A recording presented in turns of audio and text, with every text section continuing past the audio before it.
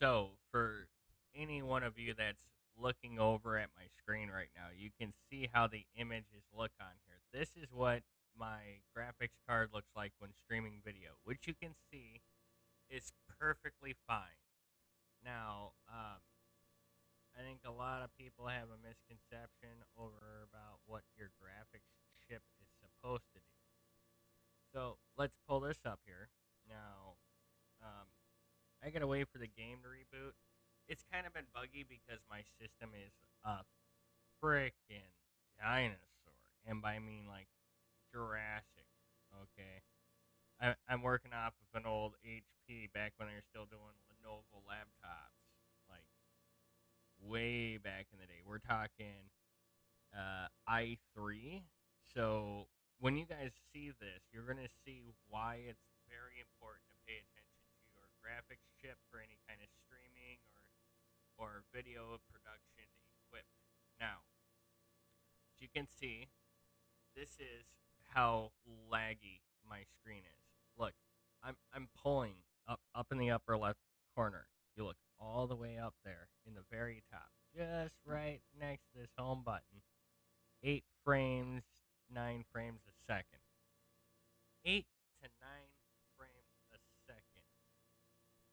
Just just think for a minute. Like, how crazy is that? That's freaking wild, by the way. And yeah, I totally understand that sometimes you want to just play a game, but there's games like this that, well, this is Counter Strike 2 for anybody that's never seen the menu on it, right? Look at this guy. You see the train in the background that stops. You see the images are on there. But you can actually see on the ground where the water droplets are falling, where they are actually going to fall.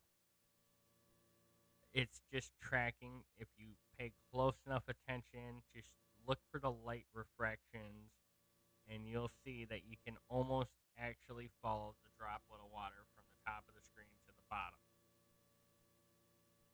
This is why a graphics card is very important. It cannot, will not, and absolutely does not fix a thing to try and update your simple graphics card into a laptop. Okay, you can do it with a desktop with very, very, very good ease. If you're looking at like a gaming laptop, well, this is a gaming laptop from years ago. Like, this is one of the first ones that I put together, and for the life of me right now, if I wanted to, I could run solitaire, Sudoku, I could do basic games on here very easily, some of your more regular ones. But an interactive game, something that's going to be post 2005, it's going to be ridiculously hard to run on this thing. I can't even run my Arkham games on here. I do have the Xbox companion system in here that was, you know, it's been a long time, but when I last updated it, which the update in 20, I want to say 2018 was the first one to really put out a companion system. And ever since then, Microsoft has been kind of integrating it so you could move your Xbox games over to your PC and play your purchase games on the PC as well. They do have some variants. There's some difference on some of the games because of how the game companies themselves are coding it.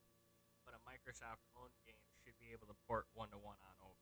I've experienced this before. One of my favorite games of all time is Ark. It's also one of the most freaking difficult games there is to get started in, especially when you're doing solo, which is how I like the game. So I figured I'd come over here and I'd show you why that this is a huge freaking problem. So now, just because I am this bad, I'm only going to put this thing into practice mode. We're going to pick a very popular map. Lots of people play it.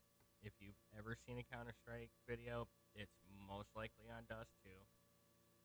And by most likely, I mean almost every single one that I've seen that started off on Dust 2. And yes, it is in fact a very, very easy easy board to get started on. Now, I'm still kind of working out the layout of all this, so you'll have to bear with me until I pretty much get the system set up and regulated in a much more direct manner that makes more sense. So, with that being said, yeah, I'm just gonna go ahead. We're gonna jump on here. I'm gonna show you why it is that I've chosen to start streaming. And it's not really a lifestyle thing because I'm not here to be a commentator. I'm not here to grift off the social norm. I'm going to show you why I decided to. And it's, a lot of people can say whatever, but the fact of the matter is that there's just not really any good games out there.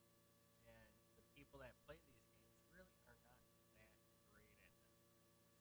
See, that's the lag we're talking about right there. Look at how bad that is.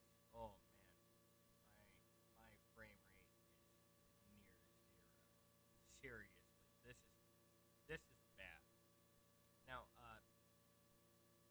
I just downloaded this to show you guys the difference. If you watched my prior stream today, I was streaming some Doom, which is actually very spectacular. Now, here at Sebastian's Gaming, I've got to retool the business acumen to fit everything together. Oh, hey, look. I know.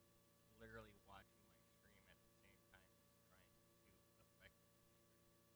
So if you notice that I'm hesitating a bit, just remember that's also because I've got like my eyes on six different things.